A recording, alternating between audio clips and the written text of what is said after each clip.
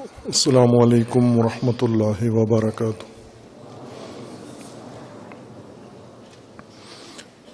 اعوذ باللہ من الشیطان الرجیم، بسم اللہ الرحمن الرحیم۔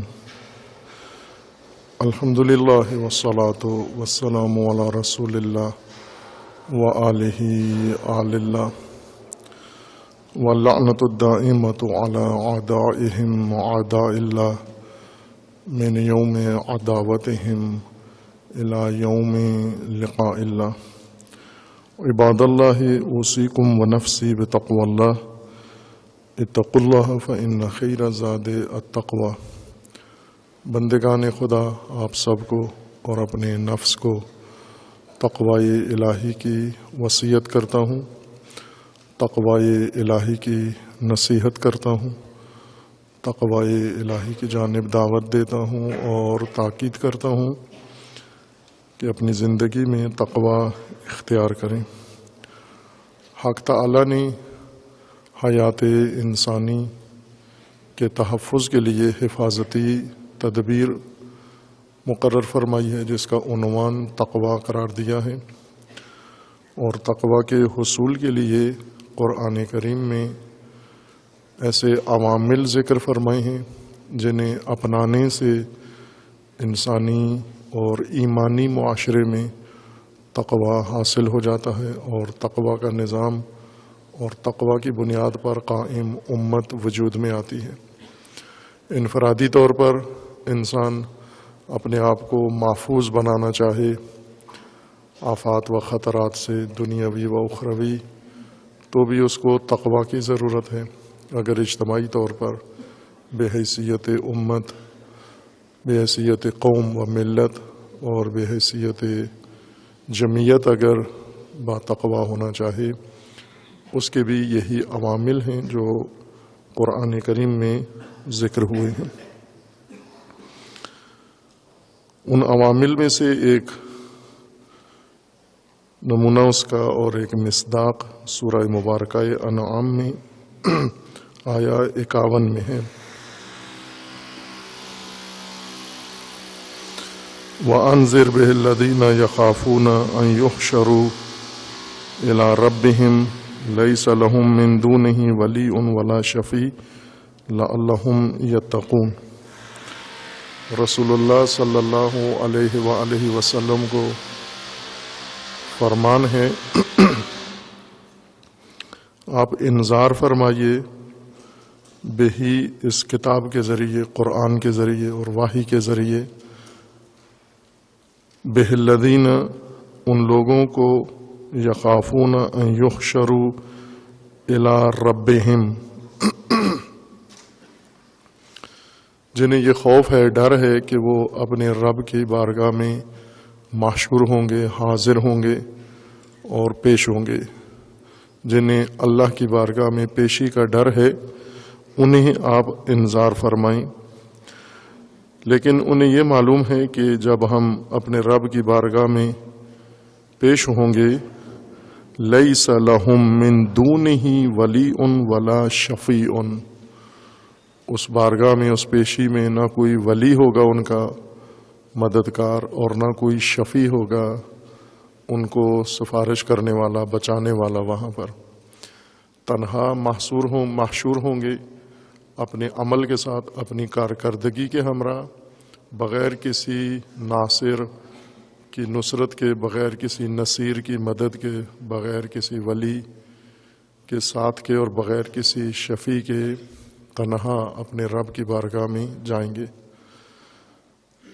جن کے یہ یقین ہے اور خوف ہے، آپ انہیں انذار فرمائیں، آپ انہیں آگاہی دیں، تاکہ لعلہم یتقون، وہ باتقوی بن جائیں، متقی بن جائیں اور تقوی کے حصار میں آ جائیں۔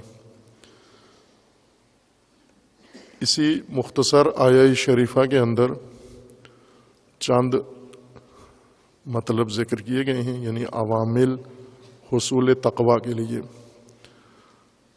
اپنی انفرادی زندگی میں تقوی ایجاد کرنے کے بھی یہی عوامل ہیں، اور اپنی نجی زندگی میں حصول تقوی کے یہی عوامل ہیں، اور ایسے ہی اپنی اجتماعی زندگی میں، سیاسی زندگی میں بھی تقوی کے یہی عوامل ہیں۔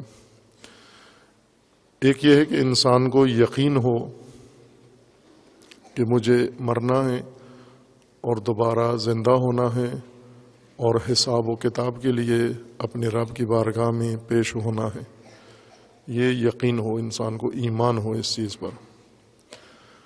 اس چیز کی معلومات کافی نہیں ہیں، معاد اور حشر کی معلومات، نصابی معلومات یا امتحانی معلومات کافی نہیں ہیں، وہ جو آج تمام مسلمین کے پاس ہیں، لیکن تقوی نہیں ہے، دینی معلومات ہیں، قیامت کی معلومات ہیں، قیامت کے بارے میں دلائل ہیں اور تقریریں ہیں اور نصاب ہیں، کتابیں ہیں، تدریس ہے۔ تقوی نہیں ہے، اس وجہ سے نہیں ہے کہ یقین نہیں ہے، ایمان نہیں ہے کہ ہم نے مرنا ہے، موت پر ایمان نہیں ہے، مرنے کے بعد اٹھنے پر ایمان نہیں ہے، اور اللہ کی بارگاہ میں حشر اور پیشی پر ایمان نہیں ہے، اس لیے بے تقوی زندگی بسر کرتے ہیں۔ پہلا رکن اس کا یہ ہے کہ ایمان ہو آپ کا۔ دوسرا مطلب یہ ہے کہ یہ بھی یقین ہو انسان کو، اگر نظام الہی کو صحیح سمجھا ہوا ہے، پڑھا ہوا ہے، ان کے سامنے پیش کیا گیا ہے، تبلیغ و تدریس ہوا ہے، کہ جب آپ اللہ کی بارگاہ میں پیش ہوں گے تو ایسے ہی ہوں گے جیسے دنیا میں آئے تھے۔ آیت قرآن میں ہے کہ اللہ کے سامنے اسی طرح جائیں گے جس طرح دنیا میں آئے تھے، یعنی تنہا، فرادہ، کوئی ہمراہ، ساتھی، مددگار، حامی، ناصر، ولی، شفیع میسر نہیں ہوگا۔ اس بارگاہ میں اجازت نہیں ہے کسی کو کہ وہ آ کر مداخلت کر کے اور مقام حساب و کتاب پہ انسان کی کوئی مدد کر سکے، انسان کو اس بارگاہ سے نجات دے سکے۔ صرف عمل ہے آپ کا اور کارکردگی ہے جو دنیا میں آپ نے انجام دی ہے۔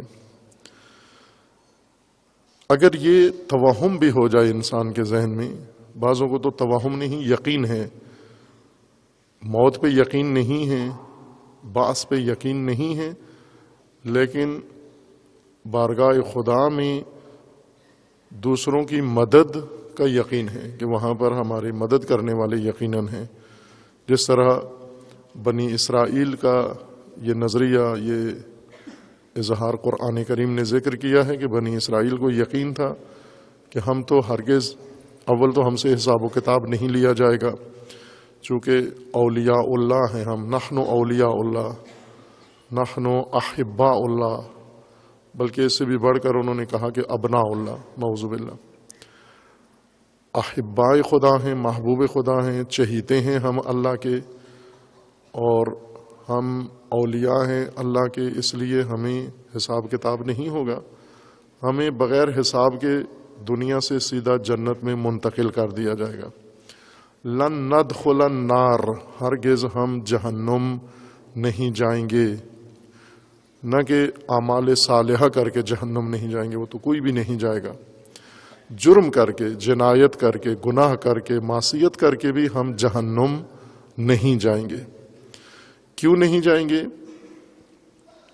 اس لیے کہ انہیں یہ ذہن کے اندر ہے، ان کے اندر یہ بات ذہن میں ڈال دی گئی ہے، جاہل مرکب کی صورت میں انہیں یقین ہے، یعنی وہ یقین جو واقعیت کے ساتھ، حقیقت کے ساتھ مطابقت نہیں رکھتا، وہ توہم یا یقین ان کے ذہنوں میں تھا کہ الا ایامن معدودہ، ہم معدود ایام، چند گنے چنے یوم کے لیے برفرض اپنے جرائم کی بنیاد پر اگر جہنم میں ڈال دیے گئے، ہمیں چھڑانے والے جلدی پہنچائیں گے اور وہ آ کر ہمیں جہنم سے ہمارے تمام تر جرائم اور تمام تر معصیتوں اور گناہوں کے باوجود جہنم سے ہمیں نکال لیں گے۔ یہ اعتقاد قرآن کریم نے یہود کا ذکر کیا ہے مومنوں کی کتاب میں، اور آج مومنوں میں یہود سے زیادہ یہ راسخ عقیدہ موجود ہے کہ ایسا ہی ہے، انسان مومن کو دنیا میں آزادی ہے، چھٹی ہے، جو گناہ کرے، جرم کرے، معصیت کرے، اس لیے کہ اس کو جہنم سے نجات دے دی جائے گی. جہنم میں اس کے شفیع آئیں گے، جہنم میں اس کے ولی آئیں گے، جہنم میں اس کے ناصر آئیں گے، جہنم میں مددگار و حامی آئیں گے محشر میں، اور وہ جہنم سے بھی نکال لیں گے یا جہنم جانے سے پہلے بچا لیں گے. اگر یہ انسان کے ذہن میں گمراہی پیدا ہو جائے، انحراف آ جائے، یہ امت، یہ قوم ہرگز با تقویٰ نہیں ہو سکتی، اگرچہ اس کی 1000 نسلیں بھی گزر جائیں.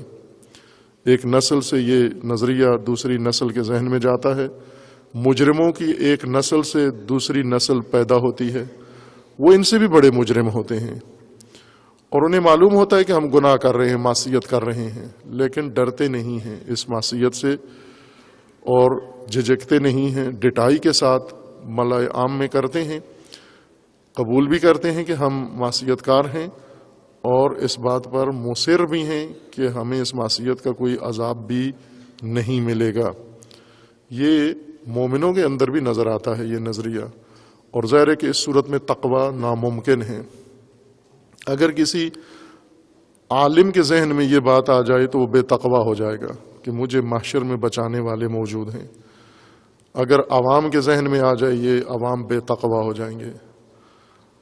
اگر جوانوں کے ذہن میں یہ بات آ جائے یہ بے تقویٰ ہو جائیں گے. عورتوں کے ذہن میں یہ بات آ جائے وہ بے تقویٰ ہو جائیں گی.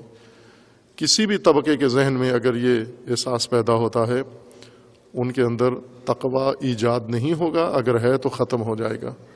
اور عملی طور پر آج ہم اس کا مشاہدہ بھی کر رہے ہیں کہ قرآن نے جو راستہ بتایا تھا نجات کا، وہ بہشت کا، وہ عمل صالح ہے، لیکن وہ متروک ہے، اس راستے کو اپنایا ہوا نہیں ہے، اور اس کے متبادل ہمیں یقین ہے کہ ہماری شفاعت ہوگی، ہماری نصرت ہوگی، ہماری مدد ہوگی. اور اس نظریے نے اکثریت کو تاریخ بھر میں گمراہ رکھا ہے. اس توہم نے اور اس اعتقاد نے یا اس ذہنی رسوخ نے کسی کو سدھرنے نہیں دیا. جس کے ذہن میں یہ خلل آیا ہے وہ ہرگز ہدایت اس نے حاصل نہیں کی. وہ قرآن کا بھی باغی ہوا ہے، وہ اللہ کا بھی باغی ہوا ہے، اس نے احکام بھی ترک کیے ہیں، اس نے ہر جرم و جنایت بھی کیا ہے، ہر بدعت کا بھی مرتکب ہوا ہے ڈٹھائی کے ساتھ، اور ساتھ مطمئن بھی ہے کہ یہ نجات بھی پائے گا، یہ جنت کے اعلیٰ مقامات پر بھی فائز ہوگا. شفاعت قرآن کریم میں ذکر ہے، اور 3 قسم کی آیات شفاعت کے متعلق ہیں. ایک مجموعہ آیات شفاعت کا یہ ہے کہ کسی کی شفاعت نہیں، نہ کوئی شفاعت کرنے والا ہوگا، نہ کسی کو شفاعت کا حق دیا جائے گا، نہ کسی کی شفاعت کی جائے گی.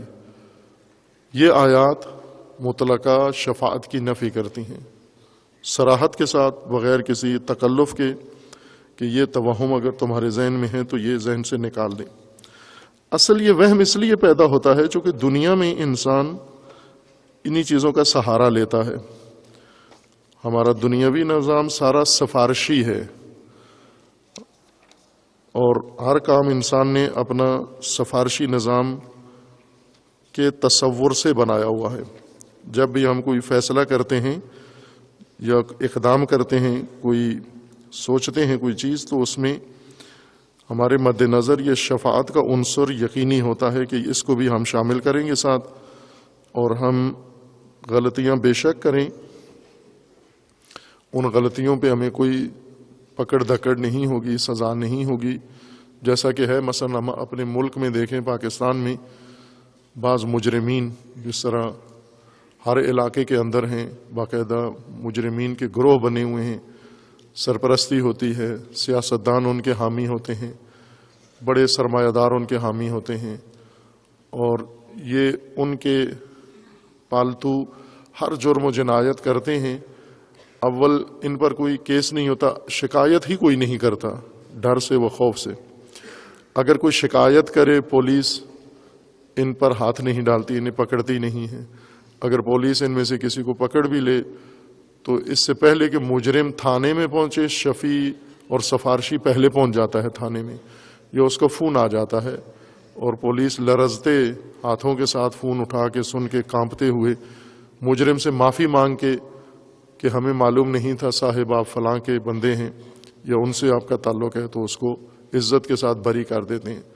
برفرض اگر تھانے پولیس کے ہاتھوں سے گرفتار بھی ہو جائے، عدالتوں میں اس کو چھڑانے والے آ جاتے ہیں، وکیل ہیں مجرمین کے حامی و ناصر، عدالتی نظام کے اندر ہر مجرم کو یقینی اور شرطیہ نجات دیتے ہیں، اس کے بدلے میں پیسے لیتے ہیں کہ آپ نے بے شک جرم کیا ہے، چوری کی ہے، کرپشن کی ہے، ڈکیتی کی ہے، قتل کیا ہے، ظلم کیا ہے، لیکن ہم نجات دلوا سکتے ہیں آپ کو۔ یا وکیل آ جاتا ہے مدد کے لیے پیسے لے کر، یا جج خرید دیا جاتا ہے اور وہ انسان کو نجات دے دیتا ہے۔ ہر روز ہر مجرم یا ہر ایک نے جرم کیا ہوا ہے اور سفارشیوں کی مدد سے اس نے نجات بھی پائی ہے۔ اس سے یہ یقین ہو جاتا ہے کہ آخرت میں بھی گویا ایسا ہی ہوگا کہ ہم دنیا میں جو مرضی کریں، آخرت میں بھی اسی طرح سے ہمیں نجات دے دی جائے گی۔ اس اعتقاد کے ساتھ یہ نظریہ قائم ہوا ہے اور جرم و ظلم و معصیت اور دین خدا کی مخالفت اور احکام خدا کی پائمالی، حدود خدا کی مخالفت شروع ہوئی ہے اور عمومی ہو گئی ہے، اور چھوٹی نسل میں زیادہ راسخ ہے، چونکہ بڑوں نے ان کو جرم کر کے یہ یقین دلایا ہے کہ آپ جو مرضی ہے کرو، جب ہم جن کو مانتے ہیں وہ موجود ہیں تو وہ ہمیں بچا لیں گے۔ ہر قوم کے اندر ہے، ہر مسلک کے اندر ہے کہ ہمیں بچانے والے موجود ہیں۔ قرآن کریم میں متعدد آیات میں شفاعت کا خصوصی ذکر ہے، چونکہ شفاعت پرانی قوموں سے یہ تصور چلا آ رہا تھا۔ رسول اللہ صلی اللہ علیہ وآلہ وسلم کے زمانے میں یہود تھے، نصارہ تھے، اور وہ یہ گمراہی پہلے سے ذہنوں میں لیے ہوئے آ رہے تھے۔ یہ مسلمانوں سے آغاز نہیں ہوا، بنی اسرائیل نے یہ جراثیم منتقل کیے ہیں مسلمانوں کے اندر کہ آپ ظلم و جنایت کریں، معصیت و گناہ کریں، پھر بھی آپ کو شفیع بچا لیں گے۔ ان سے یہ نظریہ منتقل ہوا، اس لیے قرآن میں اس پر بہت حساسیت دکھائی گئی ہے۔ متعدد آیات میں اللہ تعالیٰ کا یہ فرمان ہے، سورہ مبارکہ بقرہ کے اندر آیا 48 میں ہے، وَلَا يُقْبَلُ مِنْهَا شَفَاعَةٌ وَلَا يُؤْخَذُ مِنْهَا عِدْلٌ وَلَا هُمْ يُنصَرُونَ۔ عدل یعنی عدل، معاوضہ، یہ تین چیزیں کہ نہ کوئی ناصر ان کو ملے گا قیامت میں، نہ شفاعت ہوگی اور نہ ہی معاوضہ لیا جائے گا، نہ پیسوں سے جان چھوٹے گی قیامت میں، نہ سفارش ہوگی آپ کی، اور نہ ہی آپ کا کوئی حامی و مددگار آئے گا۔ سورہ بقرہ آیا 48 میں ہے۔ اسی طرح سورہ بقرہ آیا 123 میں ہے، وَلَا يُقْبَلُ مِنْهَا عَدْلٌ وَلَا تَنْفَعُهَا شَفَاعَةٌ۔ نہ معاوضہ قیامت میں لیا جائے گا، یوم قیامت کی خصوصیت یہ ہے کہ اس میں معاوضہ قبول نہیں کیا جائے گا۔ اور یہ لوگ بعض ہیں جو معاوضہ ساتھ لے کے جاتے ہیں، دفناتے ہیں میت کے ساتھ قبر میں، قبرستانوں سے جو خزانے نکلتے ہیں، یہ خزانے حفاظت کے لیے قبروں میں دفن نہیں ہوتے، بلکہ یہ معاوضہ ہے مجرم کے ساتھ۔ بڑے مجرمین جیسے بادشاہ ہیں، شہزادے ہیں، جاگیردار ہیں، نواب ہیں، جب یہ مرتے ہیں ان کے پاس سونا چاندی ہوتا ہے، لوٹ مار کا، ظلم کا چھینا ہوا ایک مقدار سونا چاندی کی ان کے ساتھ دفن کر دیتے ہیں، قیمتی چیزیں، کہ یہ معاوضہ دے کر جان چھڑا لینا، جس طرح دنیا میں تم معاوضہ دے کر جان چھڑا لیا کرتے تھے۔ اس نظریے کے تحت ان کے ساتھ سونا چاندی اور مال دفنایا جاتا تھا، سکے دفنائے جاتے تھے جو آج کھدائیوں میں لوگوں کو دریافت ہو رہے ہیں، اور خزانے جس کا نام خزانہ رکھا ہوا ہے، یہ اس گمراہی کے تحت دفن کرتے تھے۔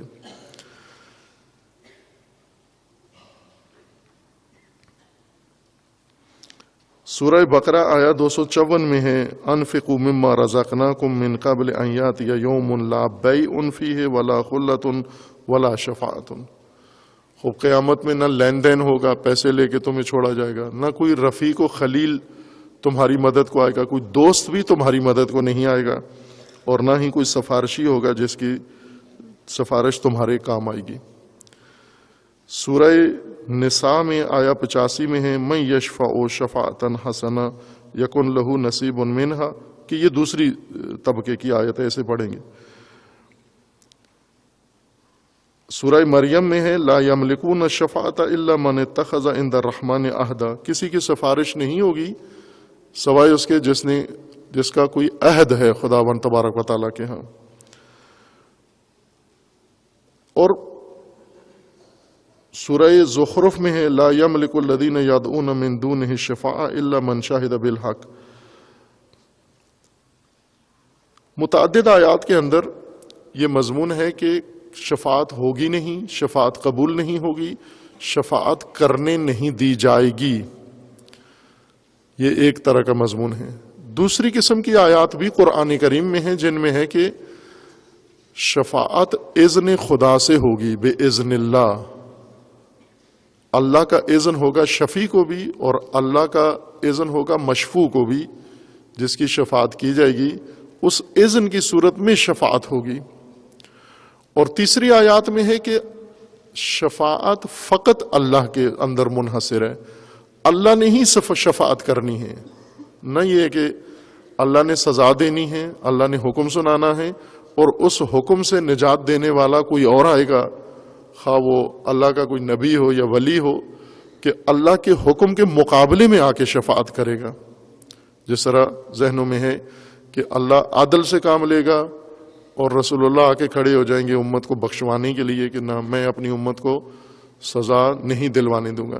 اس کے اندر اس بات میں، اس نظریے میں ایک ضمنی مخالفت نظر آتی ہے، یعنی جس کو اللہ سزا دینا چاہتا ہے اس کو رسول اللہ بچانا چاہتے ہیں، تو اس میں ضمناً ایک پنہان اختلاف ہے اللہ کے حکم میں اور رسول اللہ کے، جو یہ لوگ بیان کرتے ہیں، میں اس کی بات کر رہا ہوں، نہ کہ رسول اللہ صلی اللہ علیہ وآلہ وسلم کسی لحاظ سے بھی اللہ کے حکم کے تابع ہیں، اللہ کے حکم کے مطیع ہیں، اللہ کے حکم کو ہر آن اطاعت کرتے بھی ہیں اور کرواتے بھی ہیں۔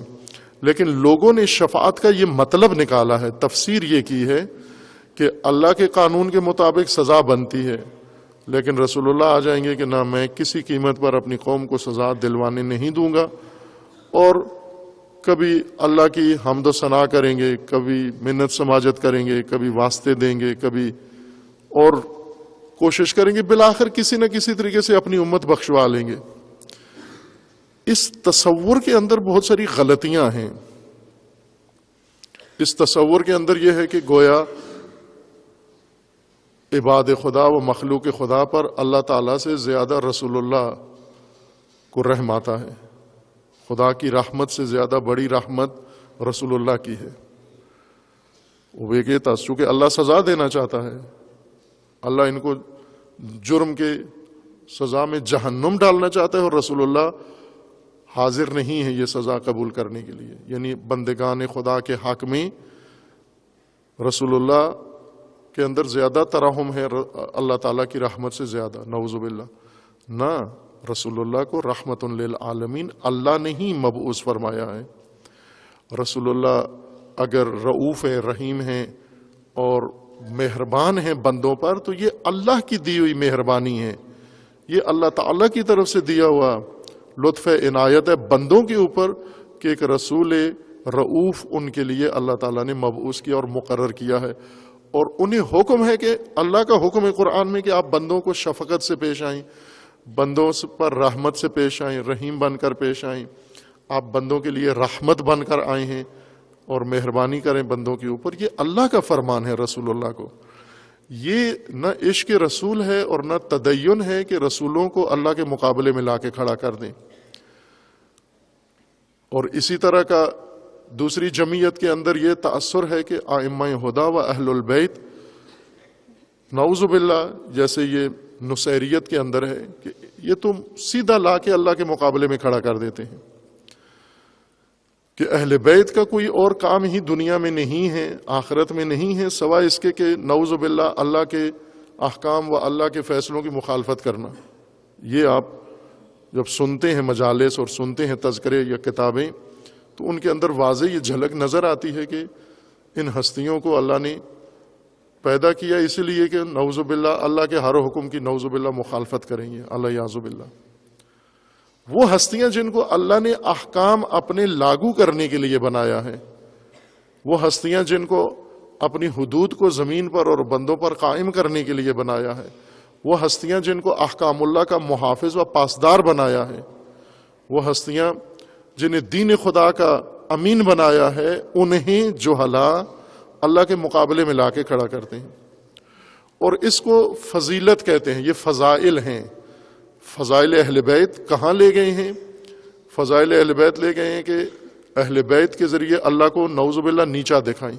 یہ گمراہ مشرک ذاکر اور خطیب پیشہ ور، یہ کوئی مذہبی شخصیات نہیں ہیں جو پیسے لے کے مجالس پڑھتے ہیں۔ یہ ذہن میں رکھیں، یہ گمراہی یہود میں بھی پیشہ وروں نے شروع کی ہے، جن کو اللہ تعالیٰ کا حکم ہے لا تشتروا بآیاتی ثمنا قلیلا، تاجرو دین خدا نہ بیچو اور تاجرو دین خدا کو پائمال نہ کرو، تلبیس حق بالباطل نہ کرو۔ لما تلبسون الحق بالباطل، کیوں حق کو باطل سے ملاتے ہو؟ لما تکتمون الحق، کیوں حق کو چھپاتے ہو، پنہان کیوں کرتے ہو؟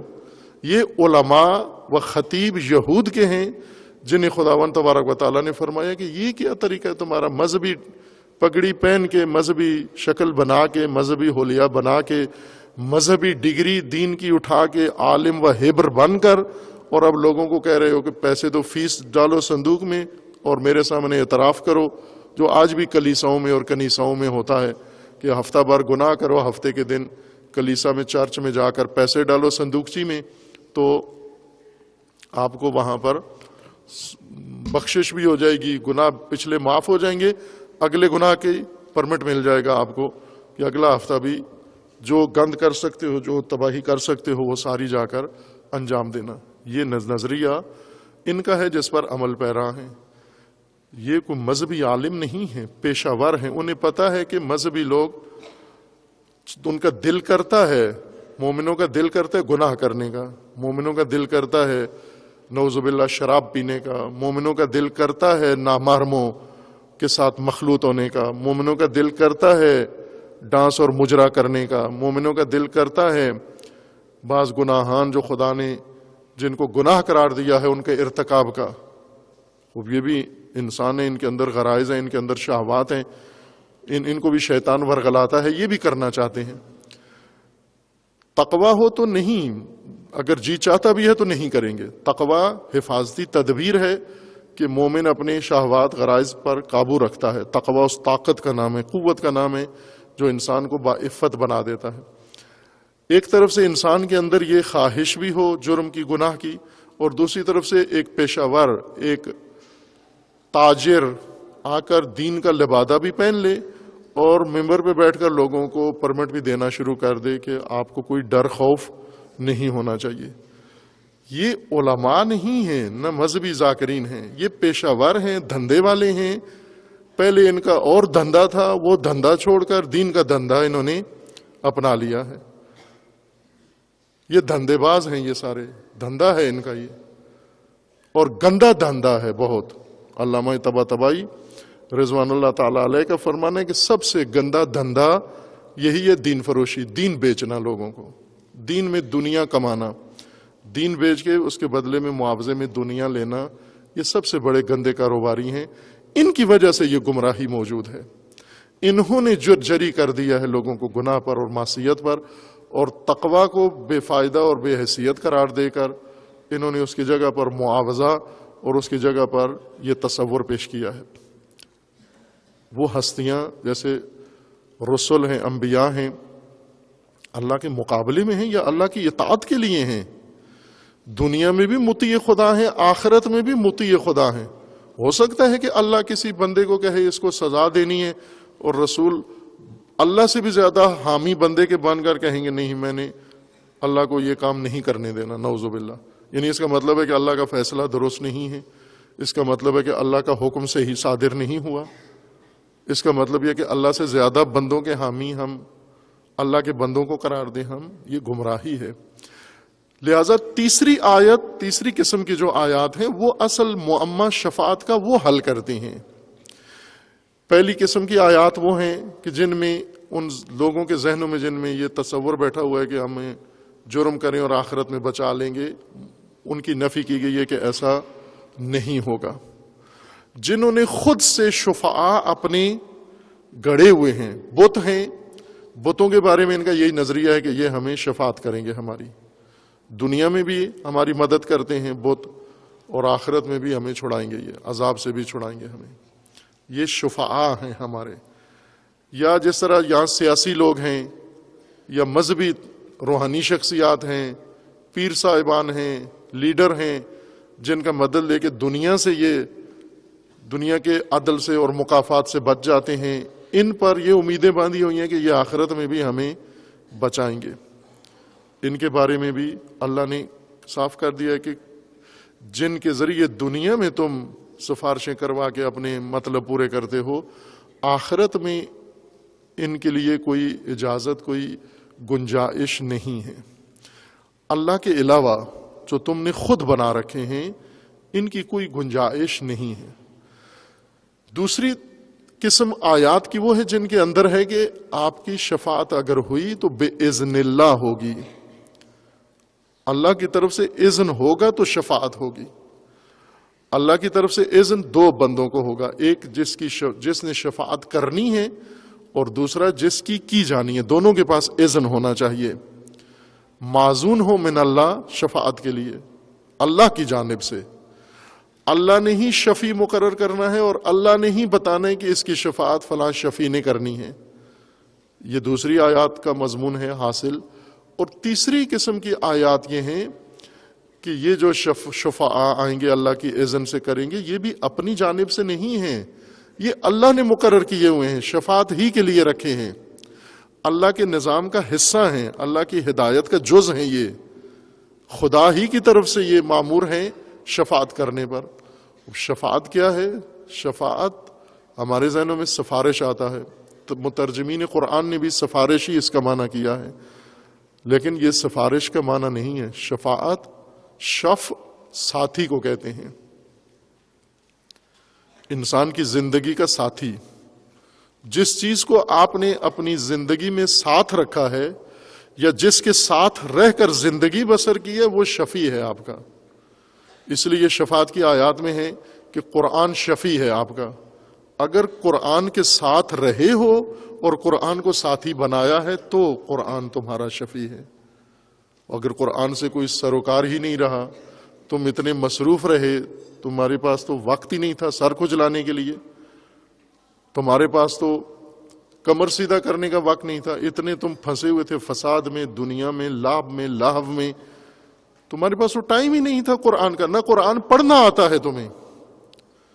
وہ اتنے مومنین ہیں جو شفاعت پہ راسخ عقیدہ ہے، قرآن پڑھنا ہی نہیں آتا، وہ قرآن کا ساتھ کیسے دیں گے؟ یہ انہوں نے اگر قرآن کو ساتھی بنایا اپنا اور قرآن کے ساتھی بنے تو اللہ نے قرآن بنایا ہی شفیع ہے، شفاعت کے لیے ہی بنایا ہے قرآن، کہ یہ کتاب دنیا میں جائے، مومنوں کی زندگی کے ساتھی بنے اور مومن اس کو زندگی میں اپنا ساتھی بنائیں، ایک ساتھ رہیں، مع قرآن رہیں، قرآن کی معیت میں رہیں، اور یہ سفر آخرت تک ٹوٹے گا نہیں ان کا۔ اگر دنیا میں قرآن کو انہوں نے ساتھی بنایا، آخرت تک قرآن ساتھ جائے گا ان کا۔ عمل صالح شفیع ہے، توبہ شفیع، یہ روایات کے اندر ہے، فراوان ہے روایات شفاعت۔ توبہ شفیع ہے، عمل شفیع ہے انسان کا، عبادت شفیع ہے، نماز شفیع ہے۔ اور اسی طرح امام، وہ امام جس کو زندگی کا ساتھی بنایا ہے، جس کے تم ساتھی ہو، جو تمہارا ساتھی زندگی میں رہا ہے۔ ہر ساتھی ہی شفیع بن سکتا ہے۔ شفیع کا مطلب سفارشی نہیں ہوتا، ساتھی ہوتا ہے، جس کے ساتھ ہو تم، جس کے ساتھ تم ہو، جو تمہارا ساتھی ہے، وہ تمہارے ساتھ آخرت تک جائے گا، بارگاہ خدا تک جائے گا۔ چونکہ ساتھ اس کے رہے ہیں، یہ ہمارا ساتھی رہا ہے، اس کے ساتھ نے آپ کو بہت اعلیٰ درجے پر پہنچا دیا ہے، اس کی وجہ سے آپ کو بہت کچھ نصیب ہوا ہے اور ہوگا۔ یہ ہے شفاعت۔ اس لیے تینوں آیات ایک ہی باتیں کر رہی ہیں۔ بعض مفسرین زحمت میں پڑ گئے ہیں، پہلی آیات کس طرف ناظر ہیں، دوسری قسم کی آیات کس طرف بات کر رہی ہیں نا، تینوں مطلب ایک ہی بیان ہو رہا ہے. کیا؟ کہ انسانوں نے جو خود شفیع سفارشی اپنے لیے گھڑ لیے ہیں اللہ کے علاوہ، یہ کوئی بھی کام نہیں آئے گا مطلقہ، نہ بے اذن اللہ نہ بلا اذن اللہ، چونکہ ان کو نفی کر دی گئی ہے، یہ شفیع نہیں ہے، ان کی شفاعت نہیں ہوگی. دوسری آیات میں ہے کہ شفیع ہوگے لیکن جن کے پاس اذن ہو، شفیع کے پاس بھی اور مشفوع کے پاس بھی. اللہ کی طرف سے اذن ہوگا کہ اس کی شفاعت ہوگی، اور اللہ کی طرف سے اذن ہوگا، دونوں کو پرمٹ نہ صادر ہوگا، ایشو ہوگا کہ آپ شفاعت کر سکتے ہو، اس کو ہوگا کہ آپ شفاعت لے سکتے ہو. تیسری قسم کی آیات کہتی ہیں کہ نہ، کوئی بھی شفیع اللہ کے علاوہ نہیں ہے، ساری شفاعت اللہ ہی کی طرف سے ہے.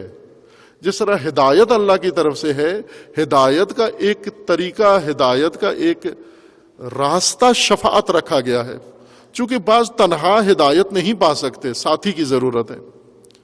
جس طرح مثلا اسکول میں، مدرسے میں ایک ضعیف طالب علم ہوتا ہے، خود نہیں پڑھ سکتا، تو اس کے ساتھ ایک لائق طالب علم جوڑ دیا جاتا ہے کہ یہ لائق اس کے ساتھ رہے، اور اگر وہ نالائق اس لائق کو اپنا ساتھی بنا لے اور یہ لائق بھی اس نالائق کو اپنا ساتھی بنا لے، تو یہ لائق اس کو بھی کامیاب قرار دے گا، چونکہ یہ خود تو ہے ہی ہے کامیاب، یہ اس نالائق کو بھی ساتھ کامیاب کر دے گا، چونکہ ساتھی ہے اس کا. یہ ساتھ کا مطلب یہی ہے. اس لیے اللہ تعالیٰ نے ہدایت کا نظام رکھا ہے. اس ہدایت میں بعض نالائق ہیں، ہدایت کے نظام پر عمل پیرا ہونا نہیں چاہتے، خواہشات کی وجہ سے، نفس امارہ کی وجہ سے، شیطان کی وجہ سے، کوتاہی و سستی کی وجہ سے، ضعیف ارادے کی وجہ سے. ان کو خداوند تعالیٰ نے راستہ رکھا ہے کہ ہدایت تم نے بھی پانی ہے، تنہا نہیں پا سکتے تو ساتھی دوں گا میں تمہیں، ایسا لائق ساتھی ہوگا جس کے ساتھ اگر رہے تو کامیابی یقینی ہے. اس لیے ہدایت کا خود اللہ نے اہتمام کیا ہے کہ یہ ساتھی ہیں تمہارے. وہ ساتھی روایات کے اندر بھی ہیں، قرآن کے اندر بھی ہیں کہ یہ آپ اگر ساتھی بنا لو دنیا میں یہ ذہن میں رکھنا ہے کہ دنیا میں اگر کسی کا ساتھ ہمیں میسر نہیں تو آخرت میں وہ نہیں ہے میسر آئے گا. آخرت میں نہ وہ ہماری اوقات پوچھیں گے اور نہ ہمیں یاد ہوگا کہ کوئی ہمارا ساتھی بھی تھا یا کوئی ہمارا شفیع بھی ہے. یہ اس صورت میں ہوگا کہ دنیا میں ہی یہ تعلق قوی ہو جائے، وسیع ہو جائے، رسول اللہ کے ساتھ دنیا میں ہی تعلق قوی ہو جائے، اتنا کہ آپ رسول اللہ کے ساتھی شمار ہوں. رسول اللہ والذین معاہ، رسول اللہ اور رسول اللہ کے ساتھی. یہ جو رسول اللہ کے ساتھی ہیں یہ یقیناً رسول اللہ کے ساتھ کی وجہ سے کامیاب ہو جائیں گے، نجات پا لیں گے، چونکہ ساتھی بہت قوی ہے ان کا، ساتھی بہت اعلیٰ ہے ان کا، اور انہوں نے رسول اللہ کا ساتھ نہیں چھوڑنا آخر تک، لہذا قیامت تک یہ ساتھ چلے گا. اور اگر دنیا میں رسول اللہ سے کوئی تعلق ہی نہیں ہے، دنیا میں تو کسی سیاسی جماعت میں تھے، کسی سیاسی لیڈر کے پیچھے تھے، کسی سیاسی پارٹی کے ورکر تھے، کارکن تھے، دنیا میں تو گھسالوں کے پیچھے تھے تم، دنیا میں تو سامریوں کے پیچھے تھے تم، آخرت میں کہو کملی والا آئے گا مجھے اپنی کملی کے نیچے چھپا لے گا. کملی والے نے جو کملی والے کے پیشرو نے حضرت موسیٰ نے جو گسالے کے ساتھ کیا اور سامری کے ساتھ رسول اللہ بھی وہی کریں گے، کیونکہ یہ رسول اللہ مصدق لما بین یدیہ، جو رسول اللہ سے پہلے باقی نبیوں نے کیا ہے یہ بھی وہی کرنے والے ہیں. تو رسول اللہ نے کیا کیا؟ شفاعت کی، سامری پرستوں کی اور گسالہ پرستوں کی سزا دی. بس یہ رسول بھی خود اللہ سے کہیں گے کہ یہ تو مجرم ہیں، یہ تو گسالہ پرست ہیں، میں نے جو راستہ ان کو بتایا انہوں نے الٹ کیا، اس کی مخالفت کی انہوں نے، میں ان کا کیسے شفیع بن جاؤں؟ صرف اس وجہ سے جمہوریت تو نہیں ہے کہ گنتی کر کے رسول اللہ کہیں کہ اتنی گنتی میری بنتی ہے، اتنی گنتی دوسرے نبیوں کی بنتی ہے. رسول اللہ اللہ کے نبی ہیں، جمہوری لیڈر نہیں ہیں، عوام کے منتخب کردہ نہیں ہیں، اللہ کی طرف سے مبعوث ہیں، مرسل ہیں. لہذا ان معیاروں پر جو اللہ تعالیٰ نے مقرر فرمائے ہیں، ان معیاروں کے اوپر رسول اللہ نے امت کی ہدایت کرنی ہے. شفاعت ہدایت کا ایک ذریعہ و وسیلہ ہے، نہ کہ ہدایت سے بٹکے ہوئوں کی نجات کا راستہ ہے، ہدایت کا وسیلہ ہے. شفاعت مجرم بخشوانے کا نام نہیں ہے، جرم چھڑانے کا نام ہے. انبیاء و ائمہ اس لیے آئے ہیں کہ مومنوں سے جرم دور کر دیں، مومنوں کو جرم سے دور کر دیں. نہ یہ کہ مومنوں کو اجازت دے دیں کہ یہ بھرپور ڈٹ کے جرم کریں، آخرت میں آ جائیں کہ یہ ہمارے ہیں، ہمارے پارٹی کے ہیں، ہمارے طرفدار ہیں، اس وجہ سے ہم ان مجرموں کو بچائیں گے۔ مجرم بچانا شفاعت نہیں ہے، جرم چھڑانا شفاعت ہے۔ زندگی پاکیزہ بنانا شفاعت ہے، اور یہ اللہ تعالیٰ نے یہ شفعاء مقرر کیے ہیں۔ قرآن کا فرمانا ہے کہ جن لوگوں کے ذہنوں میں ہے کہ ہمیں خدا کی بارگاہ میں پیش ہونا ہے، اور اس بارگاہ میں کوئی ولی و کوئی ناصر بھی نہیں ہوگا، ہمارا کوئی شفیع بھی نہیں ہوگا، کوئی سفارشی بھی نہیں ہوگا، اے رسول آپ انہیں اب آ کر انذار کریں۔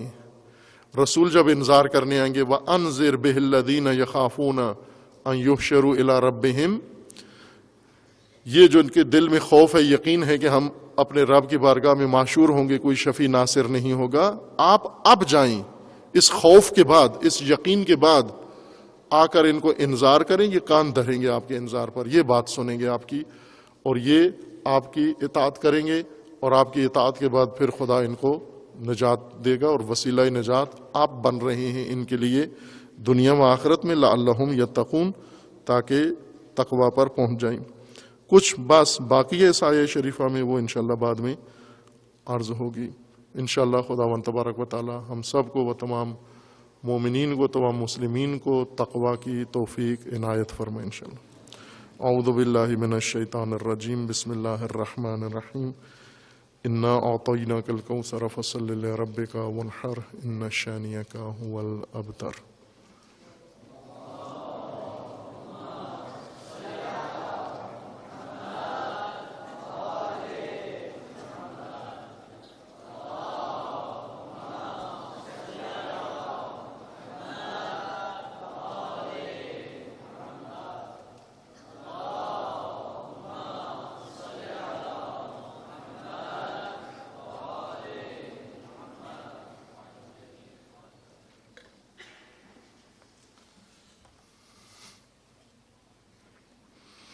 اعوذ باللہ من الشیطان الرجیم، بسم اللہ الرحمن الرحیم، الحمد للہ والصلاة والسلام علی رسول اللہ وآلہ آل اللہ، سیما علی امیر المؤمنین علی ابن ابی طالب علیہ الصلاۃ والسلام، وفاطمۃ الزہرا سیدۃ النساء العالمین، والحسن والحسین سیدی شباب اہل الجنہ وصبطی الرحمہ، وعلی ابن الحسین ومحمد ابن علی وجعفر ابن محمد وموسیٰ ابن جعفر وعلی ابن موسیٰ ومحمد ابن علی والحسن ابن علی والحجت ابن الحسن القائم المنتظر المہدی، حجج اللہ علی عبادہ و امناؤہ فی بلادہ، واللعن علی اعدائہم اجمعین من الآن الی قیام یوم الدین۔ عباد اللہ اوصیکم و نفسی بتقوی اللہ، اتقوا اللہ فإن خیر الزاد التقوی۔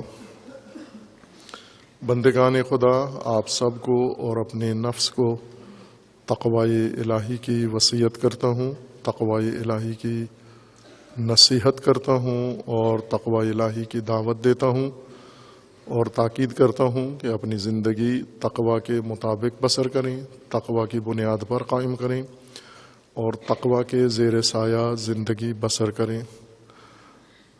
حق تعالی نے، رب العالمین نے اپنے لطف و رحمت و کرم کے ذریعے سے انسانوں کی زندگی کے تحفظ کے لیے پہلی نعمت زندگی دی ہے، اور اس نعمت کے تحفظ کے لیے حفاظتی تدبیر بنائی ہے، اس کا نام تقوی قرار دیا ہے۔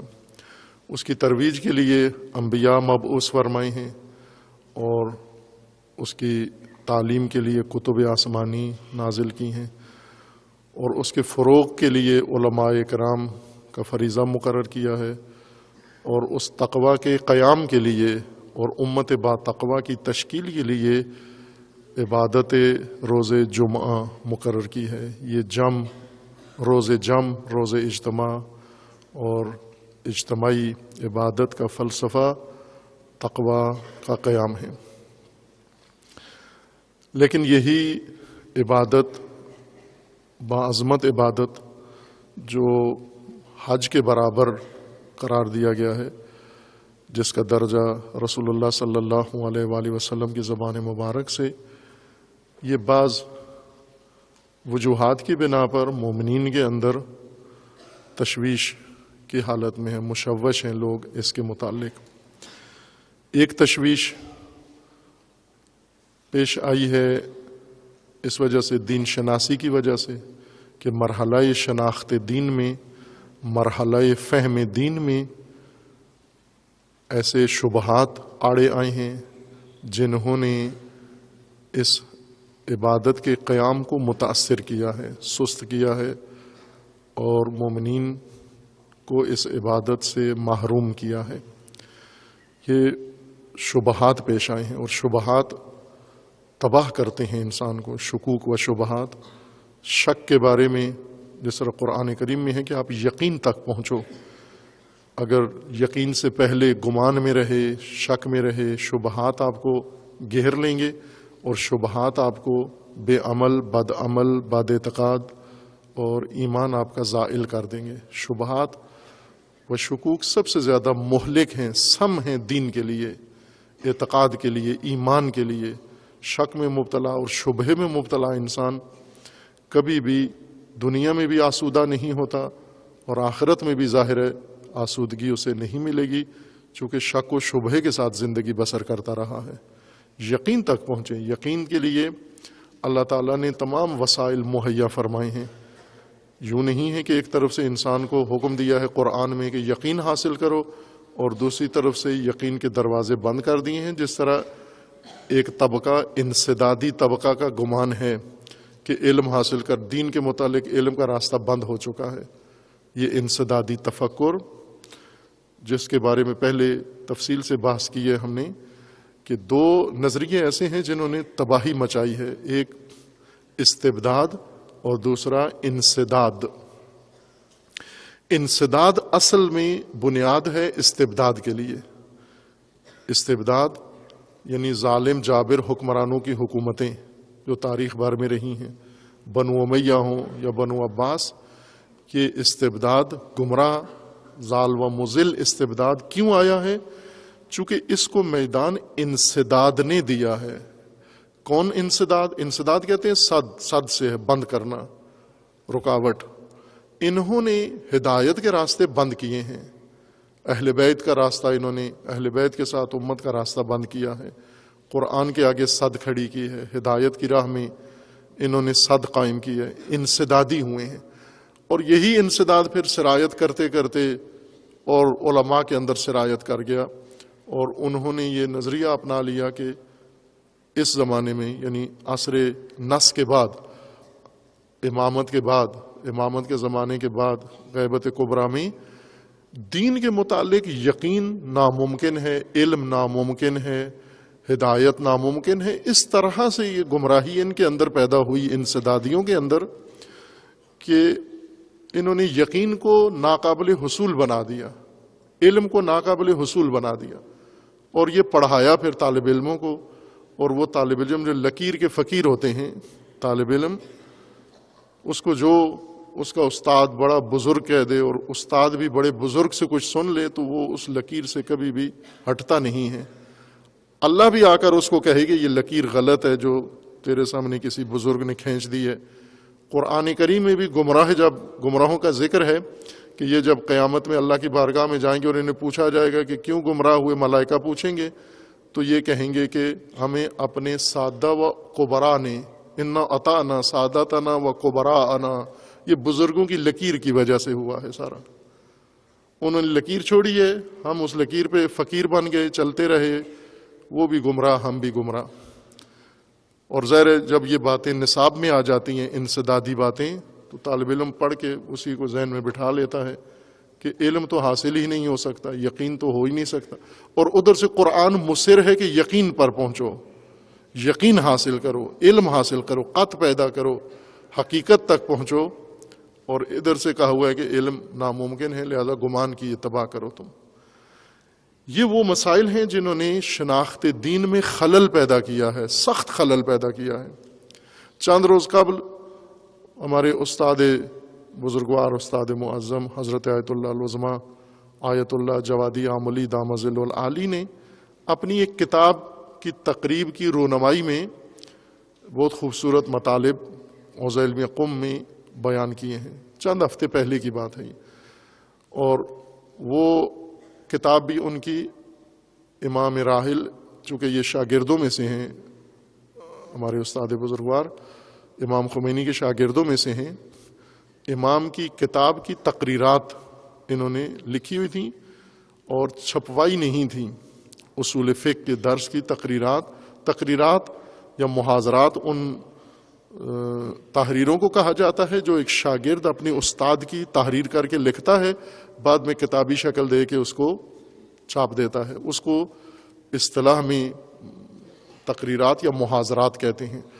اور بڑے بڑے بزرگ اساتذہ انہوں نے اپنے دروس اسی طرح بیان کیے، ان کے لائق شاگردوں نے وہ سارے مطالب محفوظ رکھے ہیں، لکھے ہیں حرف بحرف، اور پھر ان اساتید سے جا کر تصدیق بھی کروائے ہیں کہ جو ہم نے لکھا ہے یہ آپ کا نظریہ ہے، کیونکہ بسا اوقات ہوتا ہے نا شاگرد کچھ اور لکھ رہا ہے، استاد کچھ اور کہہ رہا ہے، استاد طاغوت کہتا ہے، شاگرد تابوت سمجھتا ہے، وہ خود ایک امت کی گمراہی کا ذریعہ ہے۔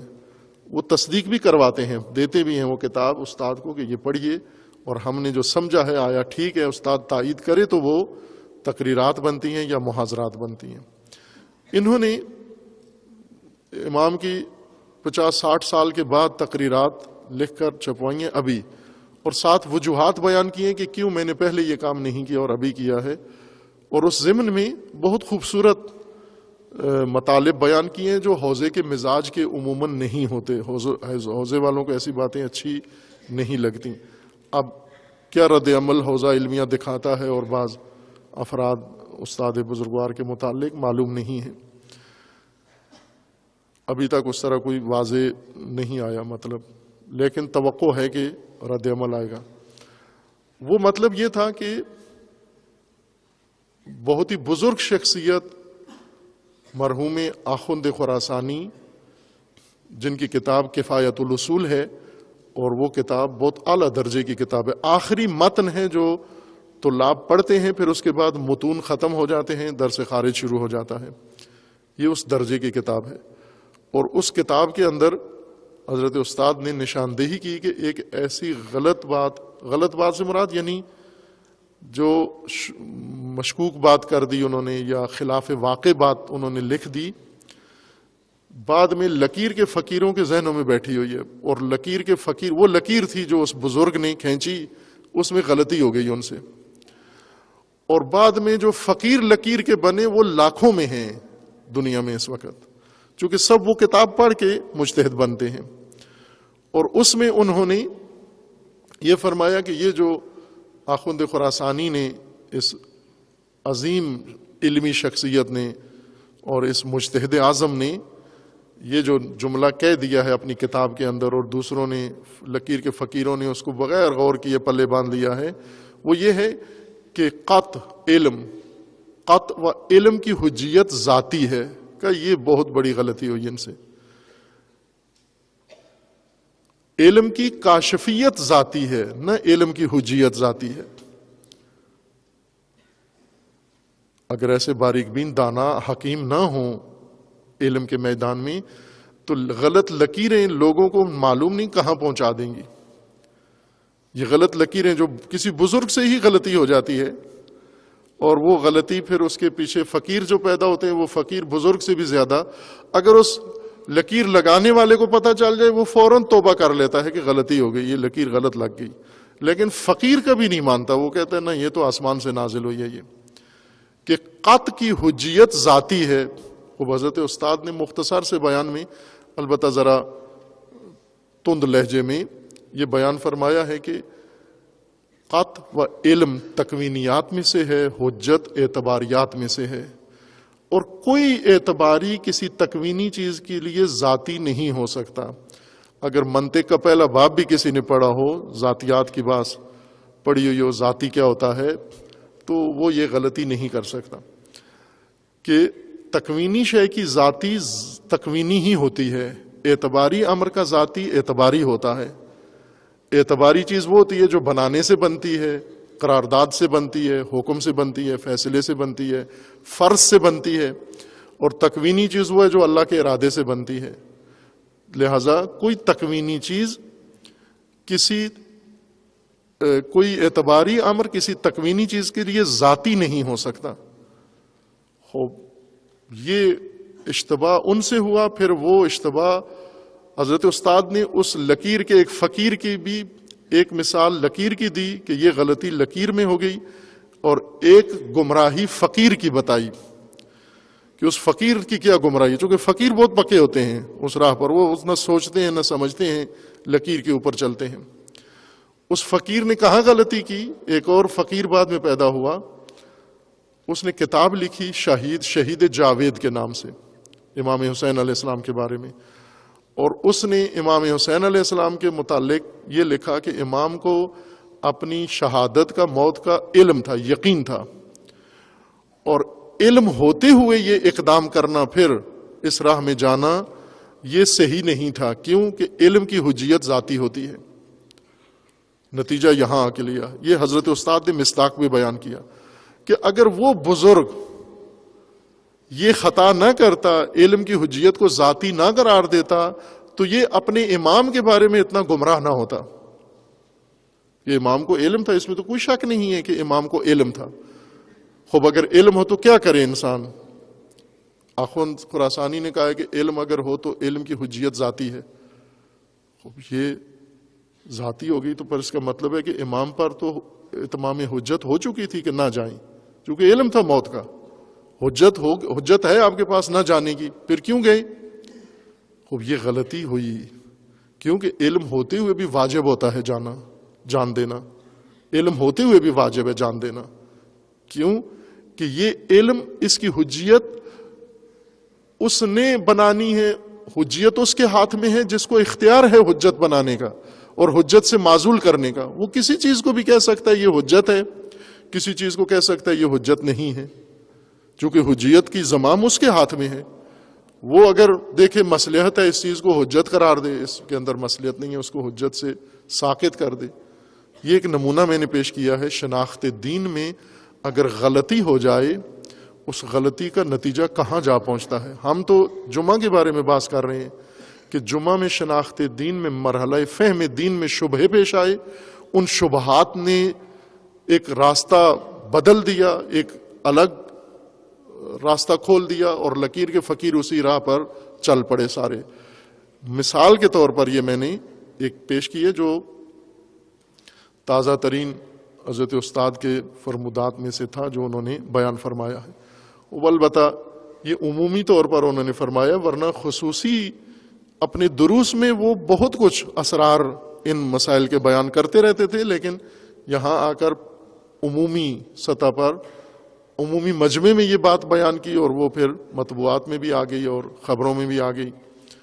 اب دیکھیں فقیر اس کے متعلق کیا کہتے ہیں، جو لکیر کے فقیر ہیں، جن کے ہاں علم کی حجیت ذاتی ہے، ابھی انہوں نے جلوس نہیں نکالا، ابھی کوئی دھرنا نہیں دیا، ابھی کوئی فتویٰ صادر نہیں کیا، ممکن ہے دے دیا ہو، مجھے علم نہیں ہے، چونکہ یہاں دور بیٹھ کر رسائی نہیں ہے اس طرح سے، ممکن ہے دے بھی دیا ہو انہوں نے کہ یہ کیوں کہا آپ نے، جب اخوند جیسی شخصیت نے کہا ہے، شیخ انصاری نے کہا ہے علم کی حجیت ذاتی ہے، اور فلاں بزرگ نے کہا ہے، مراجع تقلید نے کہا ہے علم کی حجیت ذاتی ہے، تو آپ آ کے اس زمانے میں کہہ رہے ہیں علم کی حجیت ذاتی نہیں ہے۔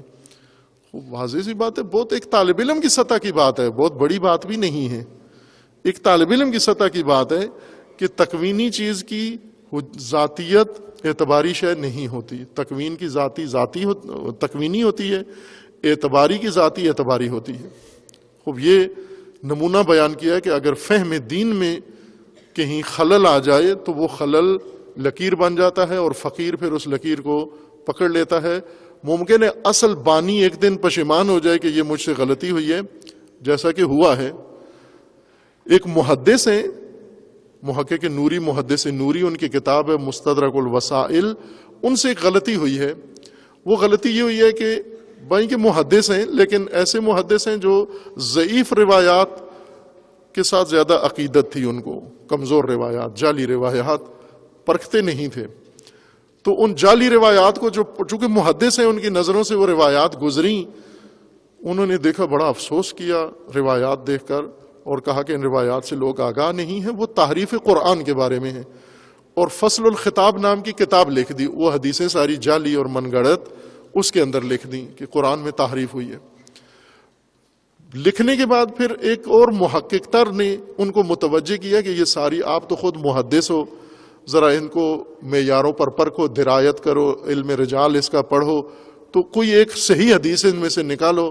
صحیح السند تو نہیں ملی. خود محدث نوری کو صحیح السند حدیث نہیں ملی، تحریف کی، تو پھر توبہ کر لی، کتاب چھپوا کے پھر توبہ کر لی، اور پھر کتاب بھی لکھی اس کے خلاف کہ یہ تحریف والی روایات ساری غلط ہیں. لیکن فقیروں نے پکڑ لی وہ فصل الخطاب، اور آج تک پکڑی ہوئی ہے، اس کو ترک نہیں کیا انہوں نے. اصل ممکن ہے جس سے یہ غلطی ہوئی ہے وہ مان جائے، لیکن جو بعد میں مقلد، اندھا مقلد ہوتا ہے، وہ نہیں مانتا. نماز جمعہ کے متعلق جو تقوی کا منبع ہے، جہاں سے تقوی کو فروغ ملنا ہے اور تقوی امت کے اندر نافذ کرنے کے لیے، عام کرنے کے لیے اجتماعی جمعہ تشکیل دیا گیا ہے. چونکہ فلسفہ جمعہ میں جتنی روایات ہیں وہ ساری تقوی پر تاکید کر رہی ہیں کہ اگر تقوی کا جمعہ کے اندر ذکر نہیں ہوتا تو سرے سے نماز جمعہ ہی قائم نہیں ہوئی گویا. اس کے متعلق عرض کیا تھا کہ آیات قرآن ہیں اور آیہ سورہ جمعہ ہیں، اور اس کے بعد روایات ہیں. چند روایات آپ کی خدمت میں عرض کی تھیں. 8ویں روایت اس باب میں پہنچے تھے، وسائل الشیعہ اور جلد ہفتم، ابواب و صلاۃ الجمعہ و آدابها. نماز جمعہ اور آداب نماز جمعہ سے متعلق ابواب اس جلد کے اندر ہیں. ان میں باب اول ہم پڑھ رہے تھے. اس باب اول کی آخری روایات پہلے پڑھیں چونکہ احادیث نبوی تھیں، احترام انہوں نے مقدم کیا ہے، اور آغازین روایات اب پڑھی جا رہی ہیں. 8ویں روایت اس باب کی یہ ہے. سند بھی ذکر کر رہے ہیں، اور سند صحیح ہے، بلکہ عالی ہے سند. علماء رجال کی اصطلاح میں بعض سندیں ہوتی ہیں جو عالی، سند عالی کہی جاتی ہے، یعنی اس سے بہتر ثقہ راوی اور نہیں ہو سکتے. وہ یہ ہے: علی ابن ابراہیم ان ابی ہے، ان حماد ابن عیسیٰ ان حریز ابن عبداللہ ان زرارت ابن آئین ان ابی جعفر الباقر علیہ الصلاۃ والسلام. امام باقر علیہ السلام سے زرارہ نے یہ روایت نقل کی ہے. قال، یہ روایات ہم سن تو لیتے ہیں، تبرکن سنتے ہیں ہم روایات. فقیہانہ نگاہ سے سنیں تو یہ تبرک نہیں پڑھا جا رہا آپ کے خدمت میں. یہ دین کی حجتیں، دین کی سندیں ذکر ہو رہی ہیں، دین کے مدارک ہیں. حکم خدا کے اوپر قائم حجت پیش ہو رہی ہے آپ کے سامنے، فتویٰ کا مدرک پیش ہو رہا ہے آپ کے سامنے. نہیں ہے کہ تبرکن حدیث پڑھی ہے تاکہ مجلس میں برکت آ جائے، کرنٹ آ جائے. اس میں ہم عموماً اس نیت سے حدیثیں سنتے ہیں اور آیتیں سنتے ہیں کہ سن لی، ثواب تو ہے ہی ہے نا، حدیث پڑھیں یا وہ پڑھیں، لیکن ذہنیت پر کوئی اثر نہیں ہوتا. مثلا کوئی سنجیدگی نہیں ہوتی. روایت ہمارے کسی نظریے کو، مفروضے کو توڑتی نہیں ہے. سن بھی لیے پھر بھی اسی پر قائم ہے. فقیر اپنی راہ پر قائم ہے. فقیر ہوتا ہی وہ ہے جو ہٹے نہیں اپنی راہ سے. صلاۃ عالی سند اور عالی دلالت ہے، اور یہی وہ روایت ہے یا اس جیسی چند ایک اور روایات ہیں جن کی وجہ سے یہ شبہہ پیدا ہوا ہے. قال صلاۃ الجمعۃ فریضۃ والاجتماع الیہا فریضۃ مع الامام. نماز جمعہ واجب ہے، فریضۃ واجب ہے، مستحب نہیں ہے، واجب ہے. اور واجب جب کہا جائے علی الاطلاق، کوئی قرینہ نہ ہو، یعنی واجب تعینی ہے، واجب عینی ہے. واجب عینی و واجب تعینی دو الگ الگ اصطلاحیں ہیں، جا بجا استعمال کرتے ہیں. تعینی کی جگہ عینی کہہ دیتے ہیں اور عینی کی جگہ تعینی کہہ دیتے ہیں. نماز جمعہ واجب ہے، فریضہ ہے.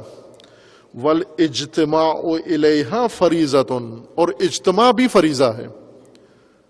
شرکت بھی فریضہ ہے، انعقاد بھی فریضہ ہے، اور منعقدہ نماز جمعہ میں شرکت فریضہ ہے اور نماز واجب ہے. مع الامام، امام کے ہمراہ. یہ روایت یا اس کے اندر یہ تعبیر باعث بنی ہے اس شبہے کی جس وجہ سے پھر نماز جمعہ کا رخ اس جہت سے مڑ گیا ہے جو قرآن کریم نے ذکر کیا ہے اور جو متعدد روایات کے اندر ہے.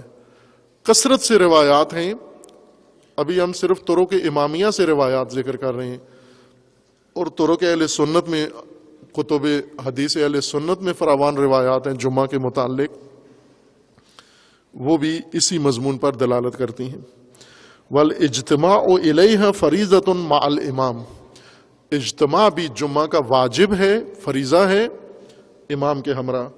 فإن ترک رجل من غیر علت ثلاث جمعہ فقد ترک ثلاث فرائض، اگر کسی مومن نے لگاتار پے در پے 3 جمعے ترک کر دیے، 3 فریضے ترک کیے ہیں اس نے.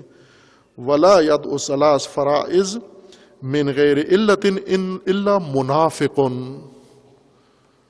3 فریضے مرتب منافق ہی چھوڑ سکتا ہے. مثلا 3 دن نماز صبح نہیں پڑھی، یہ پکا منافق ہے، ڈگری والا. فریضہ واجب. منافق میں اتنی جرت ہوتی ہے کہ مرتب اتنی ڈٹھائی، اتنی جسارت، اتنی گستاخی صرف منافق کے اندر ہوتی ہے. مومن تو جرت نہیں کر سکتا. چلو عذر تھا، سستی تھی، آنکھ نہیں کھلی، ایک آدھ دن میں ایسے ہو سکتا ہے، ایک آدھ فریضے میں ایسے ہو سکتا ہے. لیکن یہ جو روٹین کے ساتھ مسلسل 3 ترک کر دے، 3 فریضے، یہ منافق ہے، یہ منافق ہے. اب اس روایت کے اندر ہے کہ اجتماع جمعہ واجب ہے مع الامام. بعض علماء اس سے یہ سمجھے ہیں کہ یہ امام معصوم مراد ہے. مع الامام یعنی امام معصوم، لہٰذا انہوں نے مقید کر دیا کہ نماز جمعہ امام معصوم کی ہونے کی صورت میں واجب ہے. اگر امام نہیں ہے تو نماز جمعہ واجب نہیں ہے. اول اس روایت میں بھی کوئی ایسی دلالت موجود نہیں ہے، احتمال آیا ہے ان کے ذہن میں، اس احتمال کی بنیاد پر آیت بھی چھوڑ دی، آیت کی دلالت سے بھی ہاتھ اٹھا لیا اور کثرت سے روایات سے بھی ہاتھ اٹھا لیا. صرف احتمال آیا ہے کہ اس امام سے مراد امام معصوم ہو. کوئی قرینہ روایت میں نہیں ہے کہ امام معصوم مراد ہے، بلکہ اس طرح کی تعبیریں کتاب الصلاۃ میں کثرت سے ہیں. کتاب الصلاۃ کے علاوہ بھی ہیں، باقی ابواب فقہ میں بھی یہ امام کی اصطلاح تکرار ہوئی ہے، لیکن نماز کے باب میں کافی تکرار ہوئی ہے. جیسے جماعت، جہاں اسی کتاب کے اندر ایک اور باب ہے، صاحب وسائل نے ذکر کیا ہے کہ صلاۃ فی الجماعہ، جماعت کے اندر نماز، اس میں بھی کثرت سے امام کا ذکر ہے. یا قراءت، اس میں بھی امام کا ذکر ہے. اور باقی متعدد جو ابواب نماز کے متعلق ہیں ان کے اندر امام کا نام آیا ہے، امام کا ذکر آیا ہے. اور یہی بزرگوار جنہوں نے اس روایت میں اور اس جیسی روایت میں نماز جمعہ میں امام سے امام معصوم مراد لیا ہے، ان دیگر روایات میں امام جماعت مراد لیا ہے، امام معصوم مراد نہیں لیا. وہاں نہیں کہا کہ امام کا لفظ آیا تو امام سے مراد امام معصوم ہے. ورنہ تو نماز صبح بھی واجب نہیں ہے زمانہ غیبت کبریٰ میں. کیوں؟ کہ نماز صبح بھی جماعت میں امام کے پیچھے پڑھنی ہوتی ہے، امام چاہیے. نماز ظہر بھی واجب نہیں ہے، کوئی یومیہ نماز واجب نہیں ہے، کیونکہ روایات میں ہے کہ یہ سب کی سب جماعت کے ساتھ پڑھنی چاہیے اور جماعت میں امام ہونا ضروری ہے. امام کے بغیر جماعت نہیں ہو سکتی. اگر ہر جگہ جہاں لفظ امام آیا ہے اس سے مراد امام معصوم لیں ہم، بہت مشکل پیش آ جائے گی.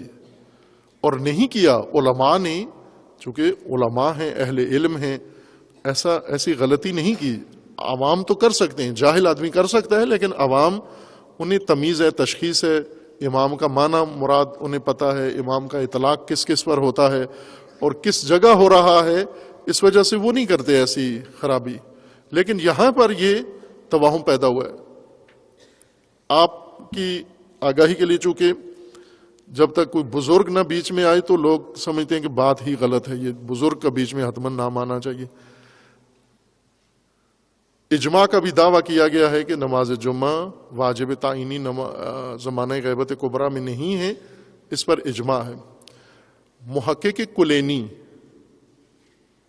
صاحب کافی، جن کی معتبر ترین کتاب حدیث کی شیعہ میں، جس طرح اہل سنت میں صحیح بخاری ہے، تمام احادیث کے کتب کی سردار رئیس ہے، اسی طرح شیعہ میں کافی ہے، معتبر ہے۔ باقی بھی معتبر کتابیں ہیں لیکن اس کا ایک الگ مقام ہے کافی کا۔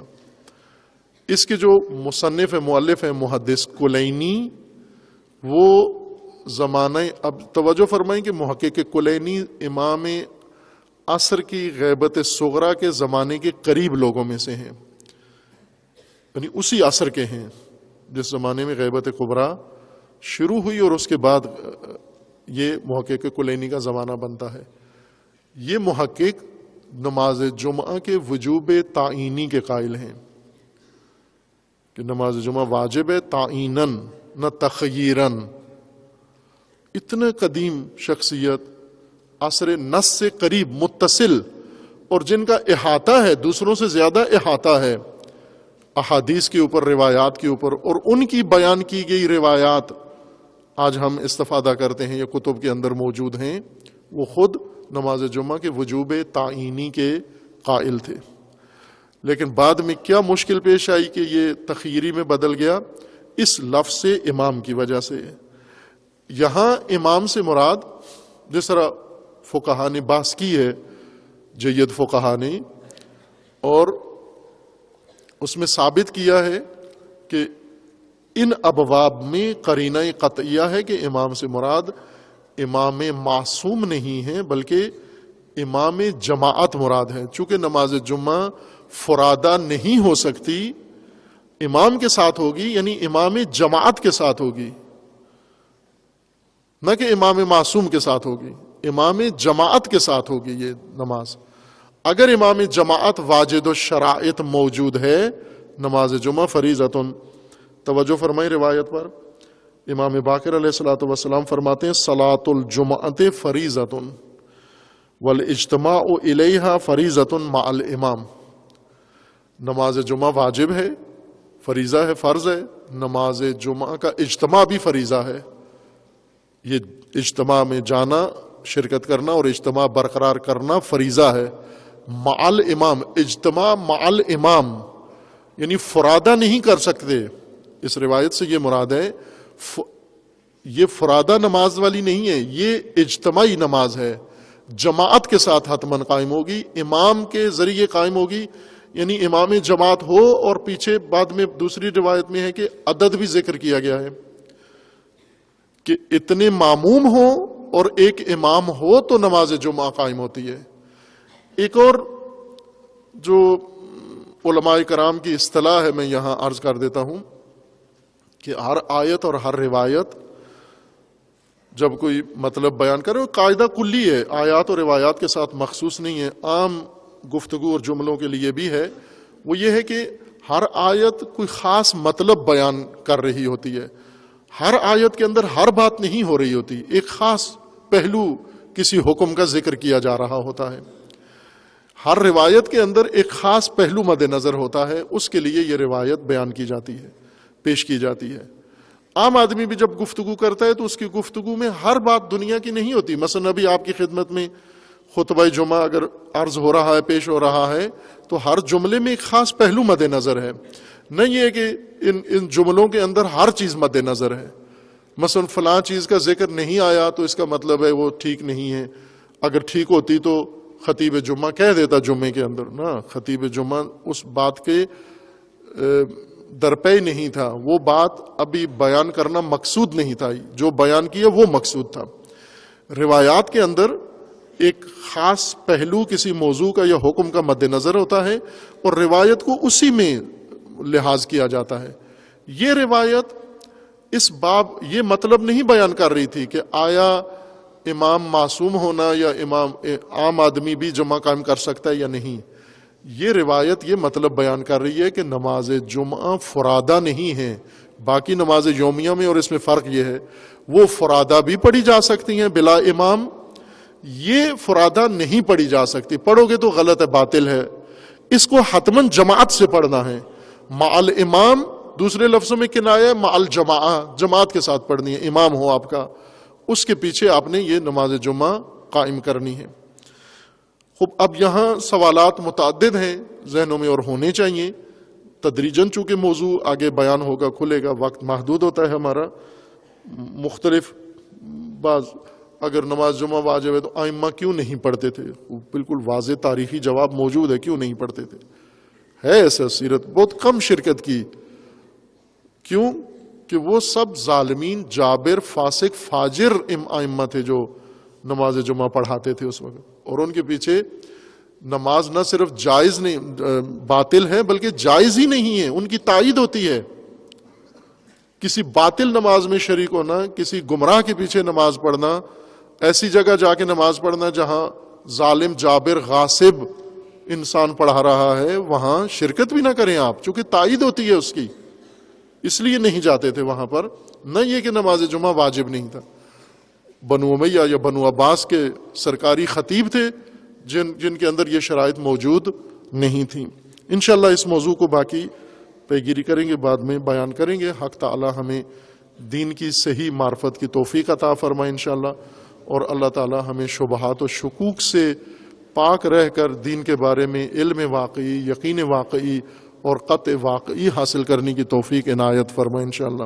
اعوذ باللہ من الشیطان الرجیم، بسم اللہ الرحمن الرحیم. قل هو اللہ احد اللہ الصمد لم یلد ولم یولد ولم یکن لہ کفوا احد.